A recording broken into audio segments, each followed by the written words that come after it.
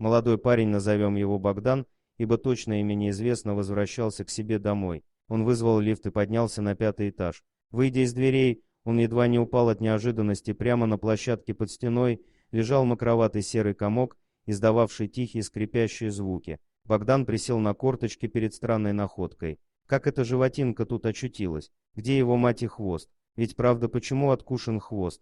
И главное, что делать с этим крысенышем? Все эти вопросы теснились в голове парня. Несмотря на молодость, Богдан очень щепетильно относился к чистоте. В своем подъезде он лично оснастил свою площадку диваном для отдыха, принес и ухаживал за большим зеленым вазоном под названием «Тещин язык», а также поставил специальную емкость для окурков и требовал, чтоб курящие соседи не бросали мусор на пол. Поэтому просто оставить крыску валяться на полу он не мог. Завернув найденыша в бумажку, Богдан занес его в квартиру. Мелькнула шальная мысль бросить его в унитаз, ведь говорят, что крысы умеют жить в канализации, а нет, так пусть тонет, однако рука не поднялась уничтожить маленькую, пусть и крысиную, жизнь. Проклиная себя за малодушие и заранее предчувствуя скандал с женой, Богдан сунул ладонь со зверьком в раковину и включил теплую водичку. Малыш дернулся несколько раз, а потом блаженно затих, радуясь, что по голому пузику стекает вода. Богдан не решился мылить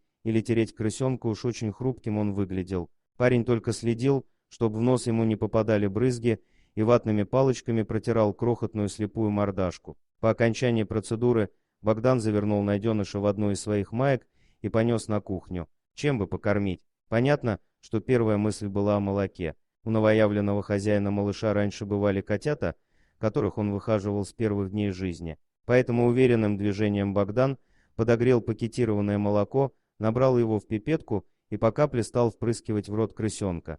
Тот сразу оживился, заработал челюстями, но после пары порций замедлился и тихо уснул, смешно посапывая носом. Через 2 часа процедура кормления повторилась, а через неделю малыш заметно поправился, неплохо зарос шерсткой и похорошел. Богдан в уме называл зверька Лаки. Он действительно был счастливчиком, ему повезло, что он остался в живых, повезло, что его нашел именно хозяин, и повезло, что их обоих жена не выгнала из дома, хотя и пыталась. Однако вслух все домашние звали питомца не Лаки, а просто крысь. И вот теперь, через год, Богдан пользуется огромной популярностью среди знакомых. Когда он, водрузив на шею шикарный соболиный воротник, выходит на улицу, отбоя от желающих погладить и потискать просто не бывает. Да, крысь оказался соболем, откуда в подъезде жилого дома на 5-м этаже мог появиться новорожденный детеныш баргузинского соболя, не знает никто. Богдан давно уже обошел всех соседей, измучил бомжей в округе и излазил интернет вдоль и поперек. Загадка осталась загадкой, но она не мешает теплому и мягкому воротнику безумно любить своего хозяина, в воспитательных целях покусывая того за ухо. Как не мешает наслаждаться жизнью и отсутствию у животного части задней лапки, и это тоже еще одна загадка. Из-за этого красавец быстро устает, когда скачет за голубями через сугробы и вынужден часто карабкаться хозяину на руки и отдыхать. Спасибо за просмотр, подписывайтесь на канал, где вы найдете еще много интересного, а также ставьте лайки и пишите комментарии, что думаете по поводу этой истории.